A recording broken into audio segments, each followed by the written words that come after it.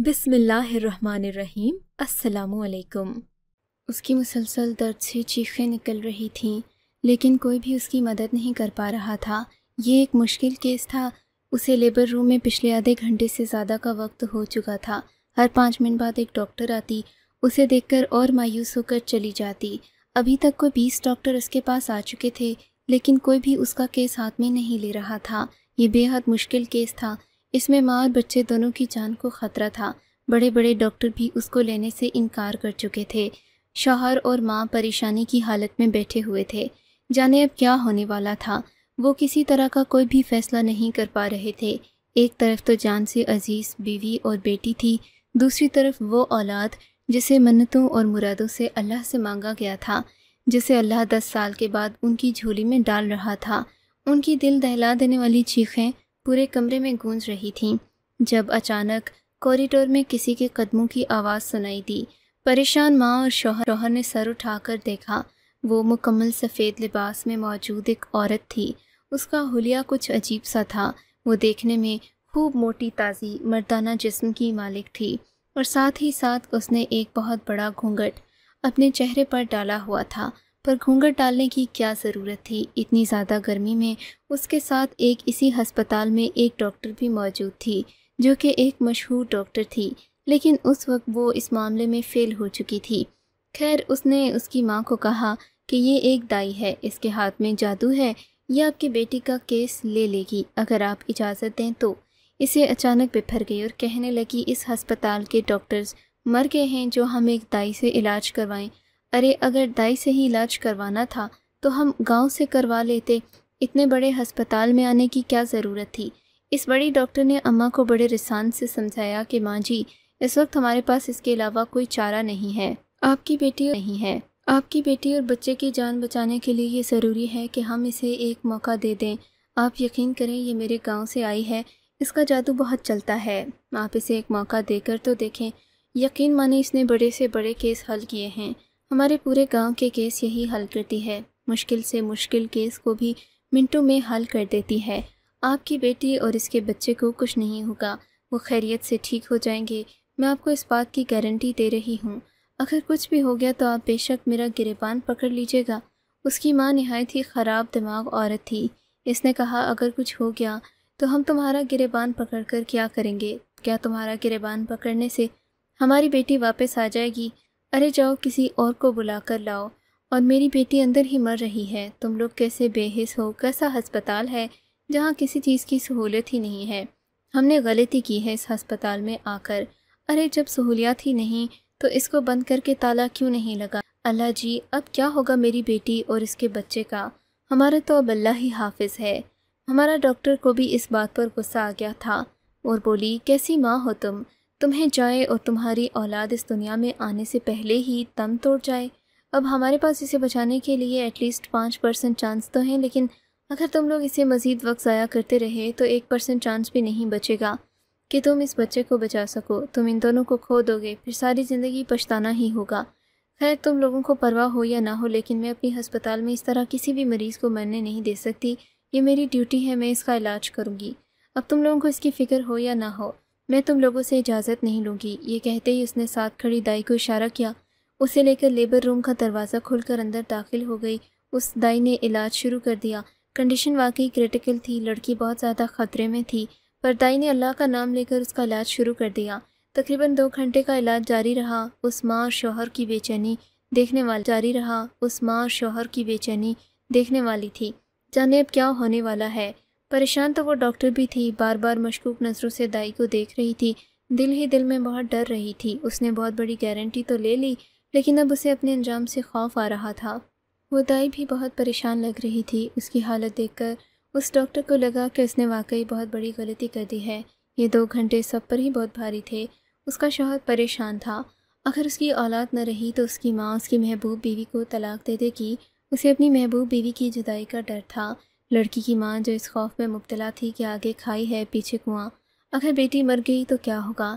لیکن اگر بچہ مر گیا تو بھی اس کی بیٹی طلاق کا صدمہ نہیں سہ پائے گی، جیتے جی مر جائے گی۔ جبکہ دوسری طرف وہ ڈاکٹر جو اپنی گارنٹی پر دائی کو لائی تھی، اگر اس کے ہاتھوں اس لڑکی یا بچے کو نقصان ہو گیا تو اس کی سالوں کی محنت اور نوکری چلی جائے گی۔ جبکہ وہ دائی تو وہ اپنی کسی اور ہی سوچ میں گم تھی۔ اس کے ذہن میں کے بعد اچانک بچے کے رونے کی آواز گونجی تو سب چونک کر ہوش میں آئے۔ ڈاکٹر نے تشکر آمیز نظروں سے دائی کی طرف دیکھا۔ دائی مسکرائی۔ دائی نے اسے نا امید نہیں کیا تھا، وہ اس کی نارمل ڈیلیوری کرنے میں کامیاب ہو گئی تھی۔ لڑکی کا شوہر اور ساس بچے کے رونے کی آواز سن کر دروازے کے پاس جا کھڑے ہوئے۔ بے چینی سے دروازہ کھلنے کا انتظار تھا۔ آخر مزید آدھا گھنٹہ انہیں اور انتظار کرنا پڑا۔ آدھے گھنٹے بعد دروازہ کھلا۔ وہی سینئر ڈاکٹر ہاتھ میں موجود نیلے سے کمبل میں لپٹا نومولود بچہ لیے حاضر ہوئی اور آ کر اسے اس لڑکی کی ماں کی جھولی میں ڈال دیا اور کہا، مبارک ہو، اللہ تعالیٰ نے نوازے سے نوازا ہے، اللہ تعالیٰ کی قدرت ہے، اس کا لاکھ لاکھ شکر ادا کرنا چاہیے۔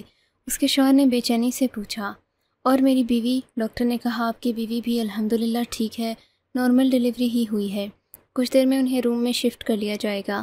شوہر نے اسے ممنون نگاہوں سے دیکھا، پھر نومولود بچے کو دیکھا تو نومولود بچہ بہت پیارا تھا۔ کچھ ہی دیر میں دائی باہر آئی۔ نومولود بچہ بہت پیارا تھا۔ کچھ ہی دیر میں دائی باہر آئی تو لڑکی کی ماں اس کے قدموں میں گر گئی اور کہا، ہم تمہارا بے حد شکریہ ادا کرتے ہیں، ہم اپنے پچھلے رویے کی معذرت چاہتے ہیں، اگر تم آج نہ ہوتی تو جانے میری بیٹی کا کیا حال ہوتا، ہمیں معاف کر دو، تم نے ہم پر بہت بڑا احسان کیا ہے، تم بتاؤ اس احسان کے بدلے تمہیں کیا چاہیے، تم جو کہو گی اس کے بدلے میں ملے گا، تم بتاؤ تمہیں کیا چاہیے۔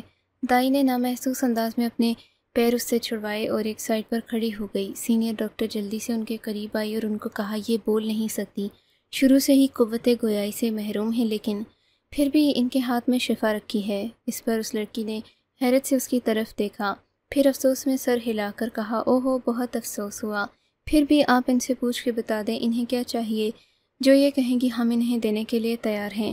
دائی نے ہاتھ اٹھا کر دعا کے لیے اشارہ کیا، جس پر اس لڑکی کی ماں اسے اور بھی زیادہ متاثر ہوئی اور داماد کو اشارہ کیا۔ وہ اپنا بیٹا اپنی ساس کو پکڑا کر اس نے وہ لفافہ دائی کی طرف بڑھا دیا۔ دائی وہ لفافہ نہ لینا چاہ رہی تھی، لیکن بہت زیادہ اصرار پر انکار نہ کر سکی۔ ان سے لفافہ لے کر مخصوص کمرے کی طرف بڑھ گئی، جو کہ ہسپتال کے بالکل پچھلی طرف بنا ہوا تھا۔ یہیں سے ہاسپٹل سے باہر جانے کا راستہ تھا۔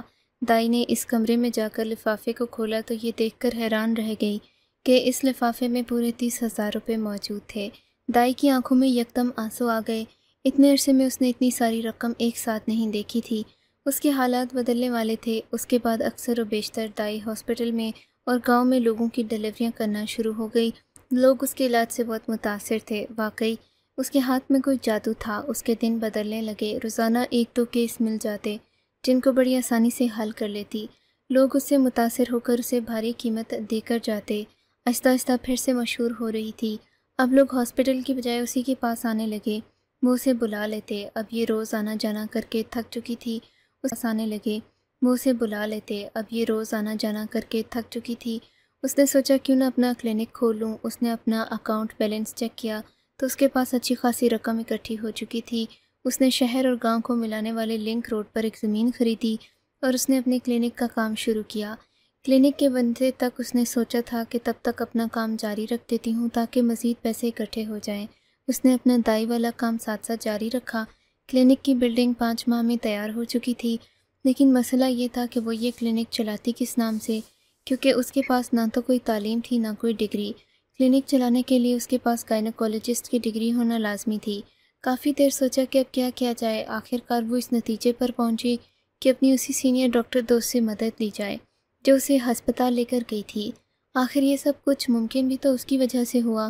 اگر وہ نہ ہوتی تو یہ کیس حل نہ کرتی تو اسے کوئی جانتا بھی نہیں تھا۔ پھر اس نے فون اٹھایا، اپنی دوست کو میسج کیا، بتا دی۔ اس نے کہا کہ مریم، مجھے تمہاری مدد کی ضرورت ہے۔ تمہیں پتہ ہے میں نے کلینک کھولا ہے، لیکن میں اپنے نام پر کلینک نہیں چلا سکتی، تم جانتی ہو، اس لیے میں چاہتی ہوں کہ اس کلینک کا نام تمہارے نام پر رکھ دیا جائے، اس کی آنر تم بن جاؤ۔ مریم نے مسکراتے ہوئے اس بات کی حامی بھر لی۔ اگلے چند دنوں میں کلینک کا سارا لیگل ورک مکمل ہو گیا۔ وہ دائی اور مریم روزانہ کلینک جانے لگیں۔ دونوں کو اب دو طرفہ فائدہ ہونے لگا۔ ان کا کلینک چند ہی ہفتوں میں شہرت کی بلندیوں کو چھونے لگا۔ ان کو دن دگنی رات چگنی ترقی ہو رہی تھی۔ کلینک کی سروس 24 گھنٹے کی تھی۔ دن رات مریضوں کا تانتا بندھا رہتا۔ کبھی کبھی تو انہیں سر کھجانے کی فرصت بھی نہ ملتی۔ سب کو دائی کے علاج پر یقین تھا۔ وہ اس کے علاج سے مطمئن بھی ہوتے تھے۔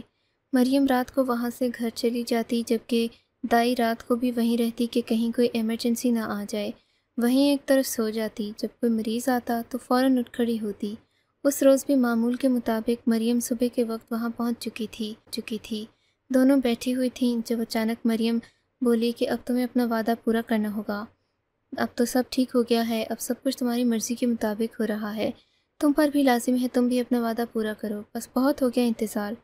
دائی نے اس بات میں سر ہلایا اور اس کے ہاتھ پر ہاتھ رکھا۔ مریم نے مسکرا کر اس کی طرف دیکھا، اسے شکریہ ادا کیا۔ اتنی دیر میں اندر ایک کیس آ گیا۔ انہوں نے مخصوص چیزیں اٹھائیں، ہاتھوں پر گلوز پہنے اور اندر کی جانب چل پڑیں۔ اندر جاتے ہی وہ اپنے کام میں مصروف ہو گئیں، یہ جانے بغیر کہ آج کا دن ان کی زندگی کا کتنا برا دن ثابت ہونے والا ہے۔ تقریباً پورا دن ان کا مصروفیت میں گزر گیا۔ شام 6 بجے کے قریب مریم نے اس سے اجازت چاہی۔ آج دن کو انہوں نے اتنے کیس حل کیے تھے، مشکل تھا کہ رات کو ان کے پاس کوئی کیس آتا۔ دونوں بہت تھک چکی تھیں۔ اس نے مریم کو الوداع کہا، خود بھی کمرے میں آ گئی۔ اس کا تھکن سے برا حال تھا، اوپر سے گرمی کا موسم تھا، اسے بے حد پسینہ آیا ہوا تھا۔ اس کا کلینک سڑک کے بالکل اوپر تھا، جس کی وجہ سے ساری دھوپ کلینک پر پڑتی۔ دوپہر تک اس کا کلینک تپ جاتا۔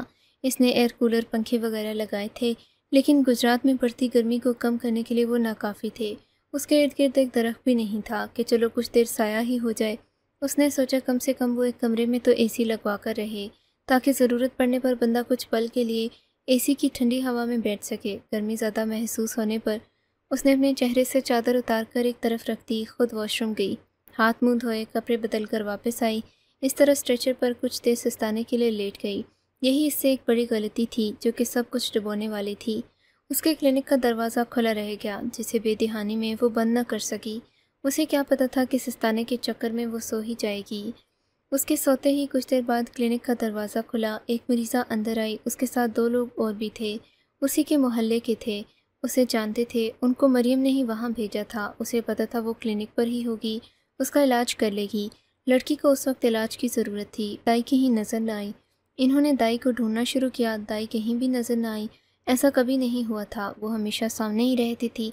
کلینک کھلا ہونے کا مطلب تو یہی تھا کہ وہ اسی جگہ پر ہے۔ اگر وہ یہاں نہ ہوتی تو کلینک کھلا نہ ہوتا۔ اس مریضہ کے ساتھ ایک عورت اندر آ گئی، آگے اس کی بے ساختہ چیخ نکل گئی۔ اس نے اپنے دونوں کانوں پر ہاتھ رکھے۔ یہ کیا اسے دیکھنے کو مل رہا تھا؟ اس کی چیخیں سن کر دوسری عورت بھی بھاگی بھاگی اندر آئی، جبکہ مریضہ وہیں پیٹ پر ہاتھ رکھے دوہری ہوتی جا رہی تھی۔ جب دوسری عورت اندر پہنچی تو اس کا وجود زلزلوں کی زد میں آ گیا۔ یہ کیا تھا؟ کوئی دھوکہ یا فریب یا کچھ اور؟ انہیں اپنی آنکھوں پر یقین نہ آیا۔ ان کے سامنے سوئی ہوئی دائی بے حد خوبصورت اور حسین لڑکی تھی، جس کے بال تکیے پر پھیلے ہوئے تھے۔ ان کو اپنی آنکھوں پر یقین نہیں آ رہا تھا کہ وہ لڑکی اتنی خوبصورت ہو سکتی ہے۔ ان عورتوں نے اسے جگایا، وہ اٹھ بیٹھی اور ان کو باہر جانے کا اشارہ کیا۔ پیچھے ایک گہری سانس خارج ہوئی اور کہا، شکر ہے بال بچ گئے۔ بشیر گجرات کا رہائشی تھا، جس کی عمر 32 سال تھی۔ وہ ایک خوش شکل نوجوان تھا۔ اس کی 5 بہنیں تھیں اور وہ ان کا اکلوتا بھائی تھا۔ بہن بھائیوں میں اس کا نمبر تیسرا تھا۔ بہنیں اس سے بڑی جبکہ 3 اس سے چھوٹی تھیں۔ بڑی 2 بہنیں صرف 5ویں تک پڑھی تھیں۔ اس کے بعد گھر کے حالات نے اجازت نہ دی۔ اس کا تعلق ایک غریب خاندان سے تھا۔ ان کا گزر بسر مشکل سے ہوتا تھا۔ بشیر کو پڑھنے لکھنے کا بہت شوق تھا، لیکن کم وسائل اس کی راہ میں رکاوٹ ڈال رہے تھے۔ اس نے 5ویں جماعت سے کام کرنا شروع کر دیا۔ پہلے اسکول جاتا اور دوسرے وقت میں مزدوری کرتا، تاکہ اسے اپنے خوابوں کو ہر حال میں پورا کرنا تھا۔ محنت مزدوری کرتا، دل لگا کر پڑھائی کرتا، رات دیر تک پڑھتا رہتا۔ اسے دیکھ کر لگتا وہ بہت کامیاب ہوگا اور ضرور اپنا ہر خواب پورا کرے گا۔ ہر وقت گزرتا گیا۔ 5 سال مزید گزرنے کے بعد اور میٹرک کی وجہ سے اس میں تھوڑا بہت کام بھی ٹھیک تھا، اس لیے دل سے اسے اچھی خاتم مل جاتی تھی۔ زیادہ نہیں تھا، لیکن اس کے حالات تھوڑے بہتر ہو گئے تھے۔ اپنی پڑھائی کا سارا خرچہ وہ خود اٹھا رہا تھا، لیکن اس کے باپ کی کمائی سے ان کا کھانا پینا پورا ہوتا تھا۔ اس کی چھوٹی 3 بہنیں اب 5ویں، 6ویں اور 7ویں میں پڑھتی تھیں۔ بڑی دونوں بہنیں اور امی تینوں لوگوں کے کپڑے سلائی کرتی تھیں، ان کی پڑھائی کا خرچہ نکال رہی تھیں۔ ساتھ ہی ساتھ امی باجیوں کے جہیز کے لیے بھی کوئی نہ کوئی چیز تیار کرتی جا رہی تھیں۔ آج بشیر کو صبح سے ہی بہت بے چینی تھی، کیونکہ آج اس کے میٹرک کا رزلٹ آنا تھا۔ اس نے بہت محنت کی تھی، اسے پورا یقین تھا کہ وہ بہت اچھے نمبروں سے پاس ہو جائے گا۔ اس نے اسکالرشپ کے لیے اپلائی کیا تھا۔ پچھلے 2 سال سے وہ اسکالرشپ پر پڑھ رہا تھا۔ اسے آگے بھی یقین تھا اسے اسکالرشپ مل جائے گی۔ وہ صبح سے اب تک دکان پر 5 چکر لگا چکا تھا جہاں پر اس کا رزلٹ آنا تھا کہ ان کے پاس موبائل نہیں تھا جس پر وہ رزلٹ خود چیک کرتا، اور کالج سے چھٹیاں تھیں تو کمیونیکیشن کی ایک دکان پر ہی آ گیا جہاں سے اس کو اس کے رزلٹ کا پتہ چلنا تھا۔ آخر اللہ اللہ کر کے اس کا انتظار ختم ہوا۔ وہ ٹھیک 11:15 بجے اس کا رزلٹ اناؤنس ہو گیا۔ دکان والے نے جو بشیر کا جاننے والا تھا بشیر سے رول نمبر پوچھا تو بشیر نے فٹافٹ اسے بتایا۔ جیسے ہی اس دکاندار نے بشیر کا رول نمبر انٹر کیا تو اس کی آنکھیں پھٹی کی پھٹی رہ گئیں۔ بشیر کے 95% نمبر آئے، وہ فرسٹ ڈویژن پر تھا۔ اتنے نمبر اور کسی کے بھی نہیں آئے تھے۔ بلا شبہ بشیر نے اپنی محنت سے ثابت کر دیا تھا کہ کرنے سے انسان کچھ بھی کر سکتا ہے۔ اگر انسان محنت کرے تو اس کو اس کے خواب پورے کرنے سے کوئی نہیں روک سکتا۔ بشیر خوش تھا، اس کا رزلٹ اس کی توقع کے مطابق آیا تھا۔ اس کے پاؤں زمین پر نہیں لگ رہے تھے، وہ بہت زیادہ خوش تھا۔ اس نے دکاندار کو ایک جپھی ڈالی، اپنے گھر کی طرف نکل گیا۔ وہ جلد از جلد اپنے ماں باپ کو یہ خوشخبری دینا چاہتا تھا۔ وہ جانتا تھا اس کے ماں باپ خوش ہو جائیں گے۔ گھر پہنچ کر اس نے اپنے ماں باپ کو یہ خبر سنائی جس سے سن کر وہ بہت زیادہ خوش ہوئے۔ انہیں اپنے بیٹے پر فخر ہو رہا تھا جبکہ اس کی بہنیں اس پر ناز کر رہی تھیں۔ اگلے ہی دن اس کے نام ایک خط آ گیا۔ وہ بڑا حیران ہوا۔ اس نے کھول کر پڑھا تو فرط جذبات سے اس کی آنکھوں میں آنسو آ گئے۔ گورنمنٹ کی طرف سے اسے 2 لاکھ روپے کا انعام دیا گیا تھا جبکہ وہ پورے بورڈ میں فرسٹ آیا تھا۔ اس نے وہ رقم ماں باپ کے حوالے کر دی تاکہ اپنی بڑی بہن کی شادی کر سکے۔ اس کی بڑی بہن منع کرتی رہ گئی کہ وہ اپنی پڑھائی پر رقم لگائے۔ اس نے بتایا کہ میں نے اسکالرشپ کے لیے اپلائی کر دیا ہے، انشاءاللہ کچھ دنوں میں جواب آئے گا، مجھے مثبت جواب کی امید ہے۔ اس نے اپنے ماں باپ کو کہا کہ باجی کے سسرال والوں کو شادی کی تاریخ دے دیں تاکہ زیادہ دیر نہ ہو۔ 1 مہینے بعد دونوں بہنوں کی شادیاں دھوم دھام سے ہو گئیں۔ اس نے اپنی حیثیت کے مطابق دونوں کو جہیز دیا، کوئی کمی نہ چھوڑی۔